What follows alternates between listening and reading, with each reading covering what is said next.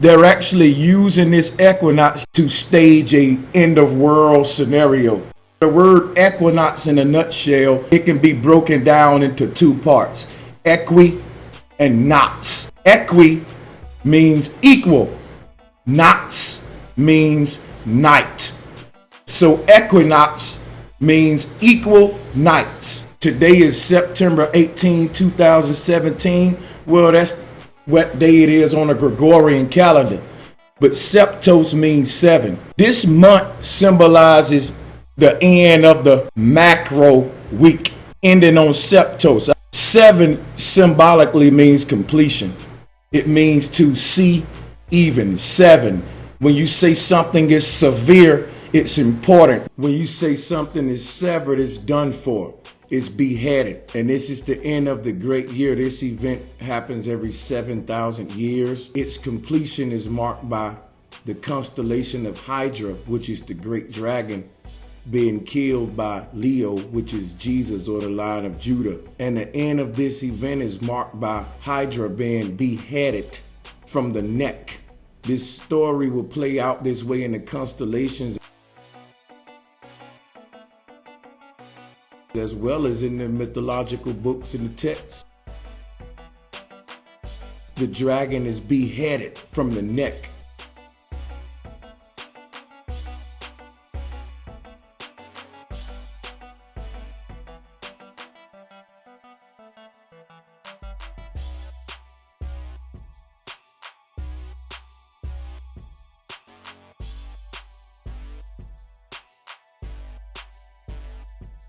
It is severed, and severed is Sabbath or ending. The number 7 is a cornerstone, symbolizing the ending of a linear season. If you could think, if you travel in the base of a pyramid, all of the 90-degree angles, which is 4 sevens, that make the base of the pyramid, will be the cornerstones, symbolizing a turn in the great wheel. So when you say bend, which 7 is an angle, the word end is in bend, symbolizing an angle. This is why in religion the ending is symbolized with angels or angles, because this is a turn of the great wheel. And this is the 7th month. This is the 7,000th year. And today is the Sabbath, or the 7th day of the week, because the weekend really ends on Saturday. 7 is the Sabbath or completion. When you do the etymology of 7, you see that it means Saturday. You see that it means scepter, dealing with the great rod that will be swung by Leo, symbolizing this great Sabbath.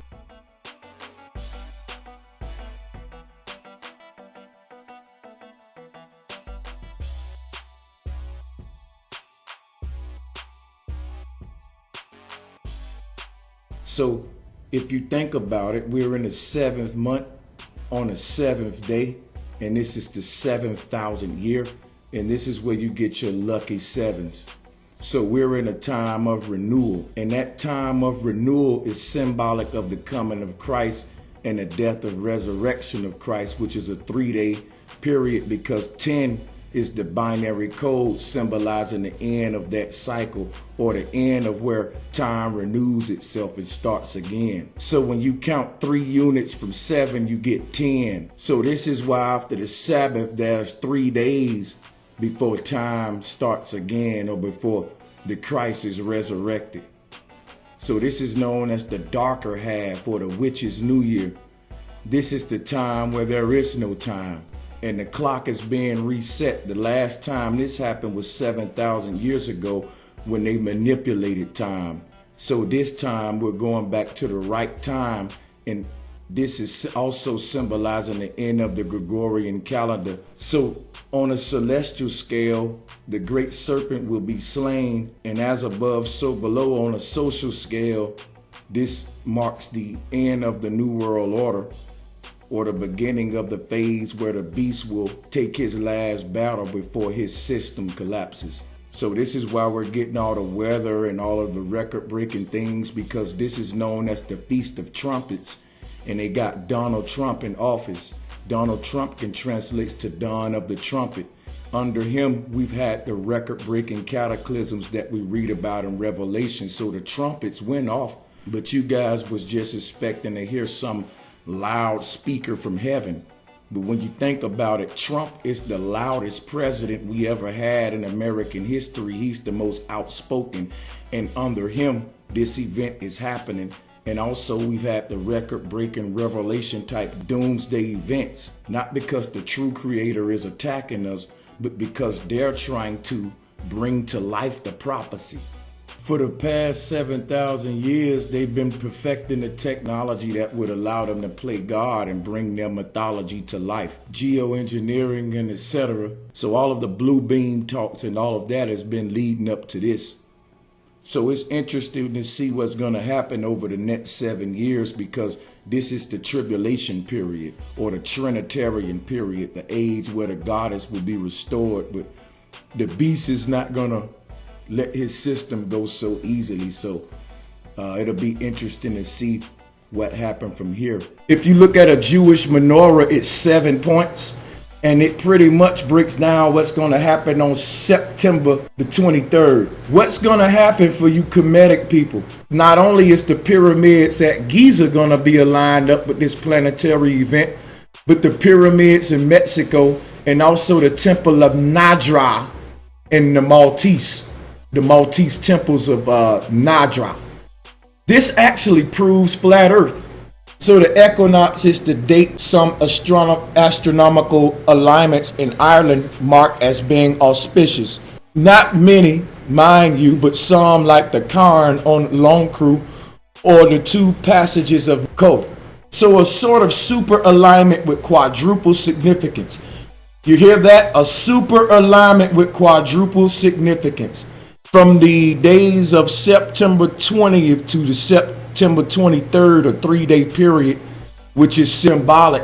When we read about Jesus and the resurrection that happened for 3 days, we link this to the Easter time. We are essentially in the real Easter time, or Ishtar. This is the time of Ishtar. And when you start researching Ishtar, you will see that this is actually symbolized by the star of Ishtar, or Ashtaroth, or the star of Isis.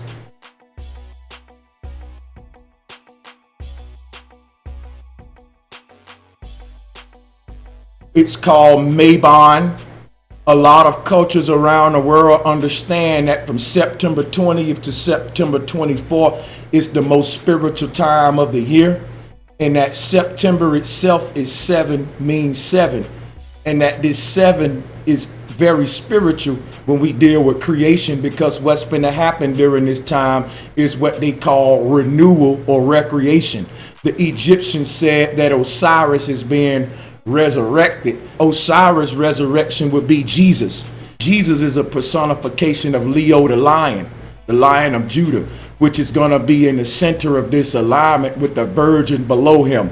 So Jesus is coming back with the virgin, but that virgin was called a great whore in Revelation. So the equinox is far less obvious an astronomical event than the 2 solstices celebrated in Ireland, and also the subject of astronomical alignments.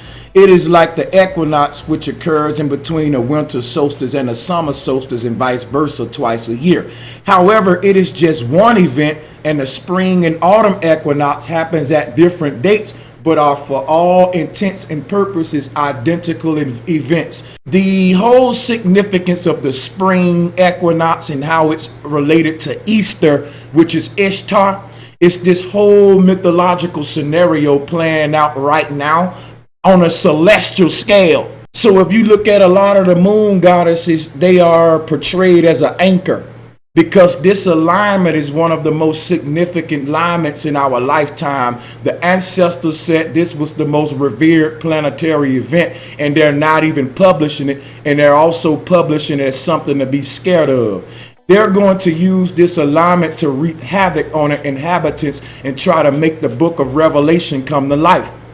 Nature is not attacking us, y'all. All of the ancestors spoke of what's finna happen on the 23rd in a good light, a time for you to renew yourself, and it was a very spiritual time. They're hiding that. None of the ancients said that a cataclysm happened during this time. It was only to our time when government agents seeded that misinformation out there. And I did a video on the origin of the Nibiru lie. I got videos on the Nibiru telling you the history of the Zeta Reticuli system and the Sirius star system deception and how they lied about what the Dogon was teaching. It's actually finna be biblical events happening, but it's not going to be nature. It's going to be the same people that was controlling this weather during these fake hurricanes. In other words, the physical reality is going to marry the spiritual or celestial reality on this date. These ancient temples on this earth are connected to each and every last one of you. They are points in reference on our plane of consciousness to link up to certain celestial events. And there are certain temples and pyramids on every continent. These temples are basically finna come to life. The ancient world is gonna meet our world and the future.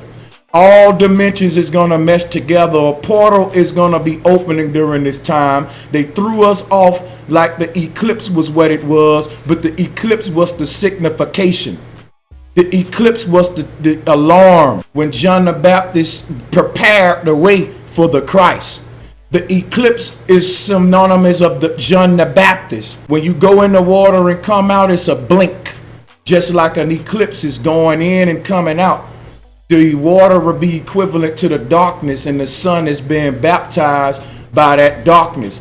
That dark object can be looked at as a form of John the Baptist, but it is preparing the way for the Christ. The Christ is, you will see that the sun is in proximity to Leo.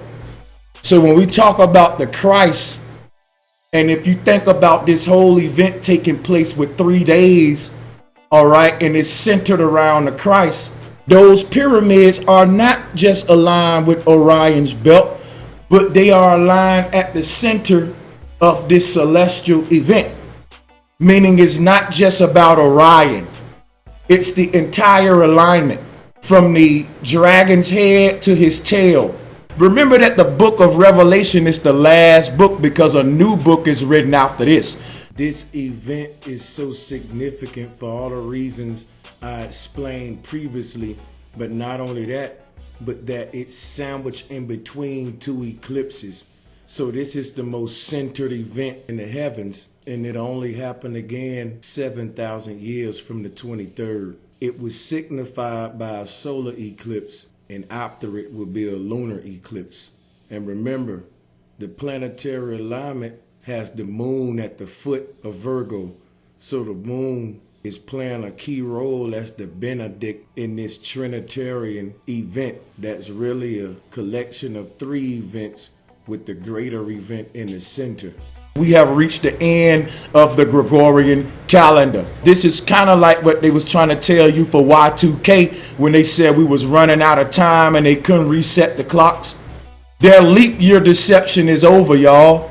They won't be able to explain this on the globe no longer. Now, this whole thing about the trumpets and the number 7, the 7 seals, the 7 trumpets, if you think about it, what they're telling you is this is the trial and tribulation time, but it has nothing to do with bad times.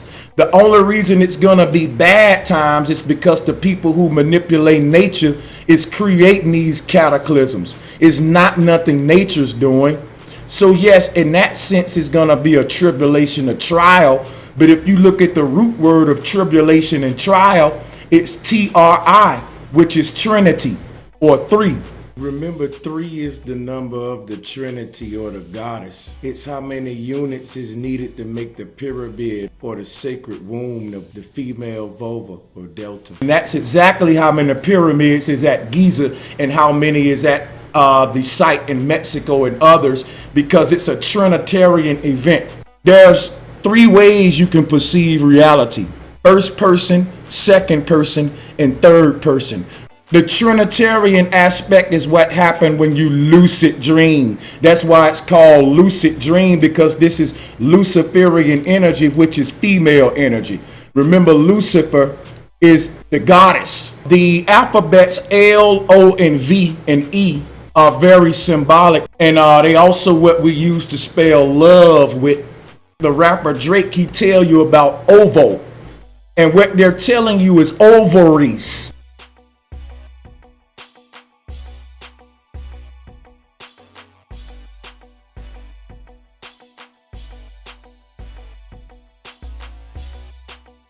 If you look at the woman's body, this alignment's going to be linked to the vein or the venous tract, what's called a vagina.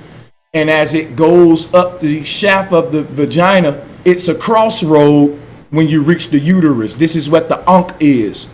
But remember that the ankh is the anchor, telling you that this is the ending. The ending has the middle part of the book and a beginning in it. So when you think ovo, think alpha and omega. OVO translates to EVE or A Phi A.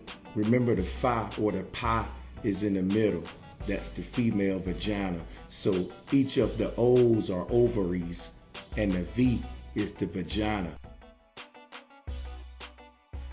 So the view from the sits is the view from the female womb, which is the gateway or the portal in and out of realities.